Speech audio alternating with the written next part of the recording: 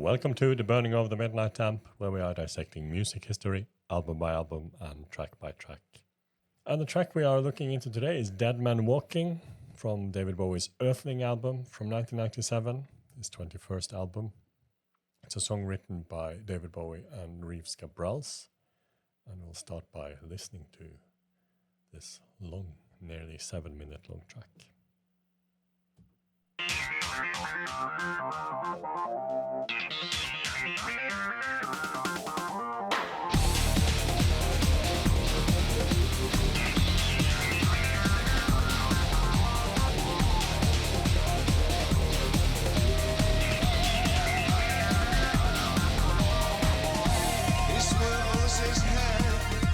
His eyes from the screen as his past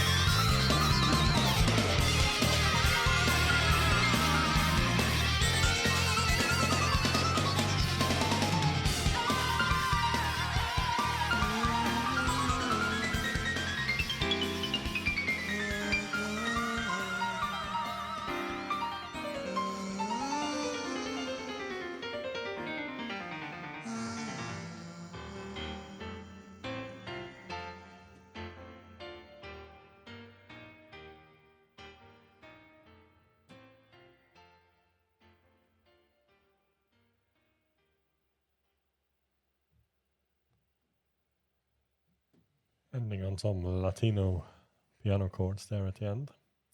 Dead Man Walking. 6 minutes and 53 seconds. That's one of his longest songs. It's at least 2 minutes too long, I would say. Maybe 3. Yeah. Because I was looking at the time when it's 3:30 something. Yeah. It could have ended there. It has a bit of we talked about 7 Years in Tibet being a very great song when it comes to dynamics, and this kind of leaves me with this fatigue that everything is very pushed to the limits. I 100% agree. There's too much, not noise, but it's too much going on all the time. Gives you very little time to breathe. Yeah. Yeah. Even though it even has these breaks in between, it doesn't help that much. No. And it's I think it's one of my least favorite Bowie choruses. This one. I never really got why this was a single, but yeah. Well, the single edit is shorter, so and that in it being shorter, it is better. But I re-listened to this album a couple of weeks ago, and I think this is the song that has dated the most. Yeah, it's so 90s. well, say 7 Years in Tibet is not, But I actually always had that feeling from the first times I heard the album as well. I had the same feeling. It's too much going on. It sounds a little bit dated even in 1997. Yeah, actually, I think you're right. Yeah, it's too long. Production is dated, and as you said, there's not much. Even though there are dynamic, it's not. It's in your face all the time in almost 7 minutes, and it comes after 7 Years in Tibet that also has, quite a lot of punch. So maybe this is where they should have put I Can't Read, maybe, to give the audience a break until they start, because this is like a Running Man when you cannot stop. It's like a treadmill running music where you just okay, push on, 7 more minutes. It's certainly not a dead man walking. No, it's not. It's an alive man hectically running. No, and the dead man is a reference to Neil Young. Well, actually, it initially started as a tribute to the actress Susan Sarandon, who had played with Bowie in The Hunger, 1983. Yeah. And in 1995, she won the Academy Award for Best Actress for her role in the movie Dead Man Walking. So it started off there. And then in October 1996, Bowie and Gabrels and Galen Dorsey were invited to play on Neil Young's benefit for the Bridge School. And he was standing at the side of the stage watching Neil and Crazy Horse playing. And he said that was really special. There's something sage-like about Young, he said. This grand old man of American rock, a pioneer loaded with integrity and disarmingly charming as a man. And watching him work with these, let's call them older men, there was a sense of grace and dignity about what they were doing, and also an incredibly verve and energy. It was very moving. So that's the 3 men dancing on the lamplight. Yes, I just assumed that Bowie was kind of thinking of Neil Young, the way he moves on stage like a dead man walking. Yeah. But yeah. And he scored the movie Dead Man. Yeah. Jim Jarmusch in 95 or around that time. No, it was 97, wasn't it? I think. Yeah, around the same time. I'll Google it. And anyway, it's started in the studio with no pre-existing idea. But Bowie wanted a techno-influenced song, in particularly inspired by the band Underworld, which also have these quite hectic dance songs. But yes, that they definitely so did. at least achieved that. The basic rhythm was laid down, and Bowie then came in with the guitar riff chord progression that he had used in Superman from 1970 on The Man Who Sold the World, which again is a riff that he got from Jimmy Page, who taught him this riff back when he recorded I Pity the Fool and Take My Tip, 15th of January 1965 with the Manish Boys in London. So he took a tip from Jimmy Page. Jimmy Page had his riff that he didn't know what to use, and he taught it to Bowie and said, you can use it if you like, and he used it on Superman in a very different type of song, but he had this alternative version of Superman when you can clearly hear this the same riff. Bowie also covered Oh Superman by Laurie Anderson on this tour. Yeah. There are so many connections here.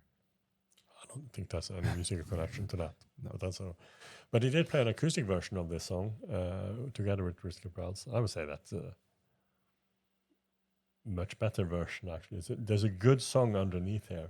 Yeah, I could imagine that, because that's also what I've been thinking about this. I wish there was some other arrangement for it. Yeah, Mm. exactly. But there are some interesting points here as well. I mean, it is, according to Platy, it started off as a completely digital song. It was all made up on a computer, but ended up being more or less completely live when they were done with it. Mm.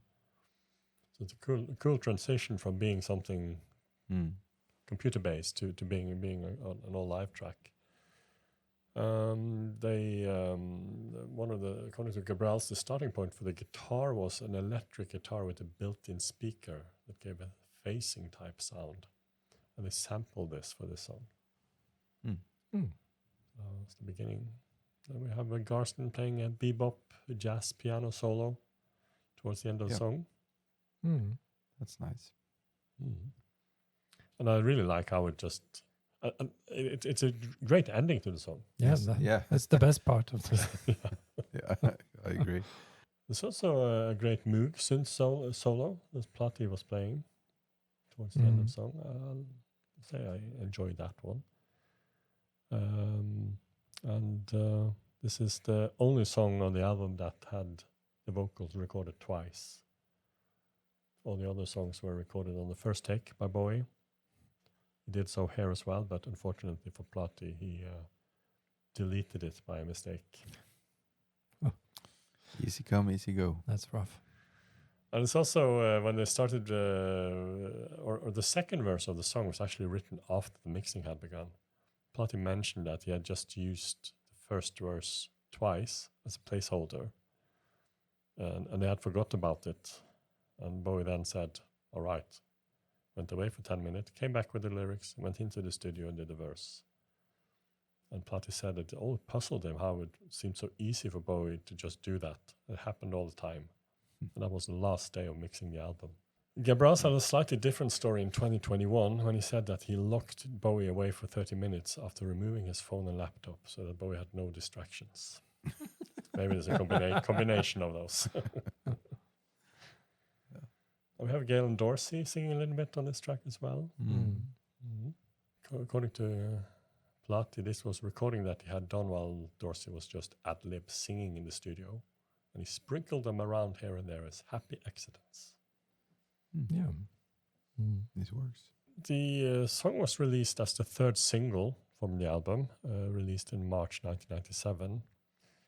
As the other singles, it comes in a huge range of formats and remixes. There are 3 remixes by Moby, 2 by Danny Saber, as well as remixes by I'm Deranged and Hearts Filthy Lesson and Telling Lies that were used as bonus tracks or B-sides, if you like.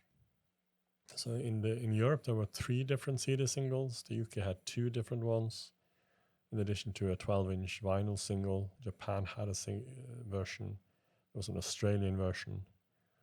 That makes it 5, 6, 7, 8 different version of the single. Oh, a terrible time to be a David Bowie collector. So, At least expensive. yeah. The one I have has a nice cover. It's a picture of Bowie and Galen Dorsey from the inside of the booklet. Galen Dorsey had this mask with a crucifix on it. Also similar to a mask used in the Closer video by Nine Inch Nails, by the way. That she also uses on, if I remember correctly, the 50th birthday concert in Madison Square Garden. Sometime, somewhere. And I think she uses it in the video as well. By Floria Sigismondi again. It's a nice video. It has lots of similarities to Little Wonder. Not as striking as Little Wonder, I would say. No, it has fewer ideas maybe, and the visual style is more larger color parts, some larger green and some larger red, and while Little Wonder, there was more difference. This Dead Man Walking video is more like a live painting, you could say. She puts some actors with makeup and the band in certain stylized situations with stylized lighting and films it. We have Bowie in a straight jacket dancing, and we have Galen Dorsey with cloven hooves, horns, and tail, designed by Bowie himself. Yeah, and this crucifix mask, I think. Yeah, it's more like a silent movie. Some of the images that remind me of that. Yeah. Single itself reached number 32 UK singles charts. Little Wonder had reached 16, so not as successful. But it was nominated for Grammy Awards for Best Male Rock Vocal Performance in 1998. So bizarre. It lost, though, to Cold Irons Bound by Bob Dylan. Even more bizarre. Another Dead Man Walking. Bowie did perform the song on every concert on the Earthling Tour in 97, but never after. So it was 85 times in all. The live version on Look at the Moon album from the Phoenix Festival was released in 2021. As mentioned, there was some acoustic versions that were played on television and radio a couple of times, amongst other things on Late Night with Conan O'Brien, which was released on the US compilation album Live from 6A. Nicholas Pegg, he called it probably the most commercial song on the album. At the time, I would say probably right. Yeah, but it's still kind of lacks the hit potential. Yes. So what do you think about the song? Is it a mediocre? Is it too long for you as well? Or do you find the length perfect and you would maybe even hear more? Leave us a comment below and let us know what you think about the song. We'll be back in a couple more days with the next track on this album, Telling Lies, 6th track. We have a podcast where we are discussing this album and other albums at length, and we have a Patreon where you can get early access to all the videos we do here on YouTube and future albums as well. And it's only for us to say goodbye to everyone and thank you for watching. Goodbye. Goodbye.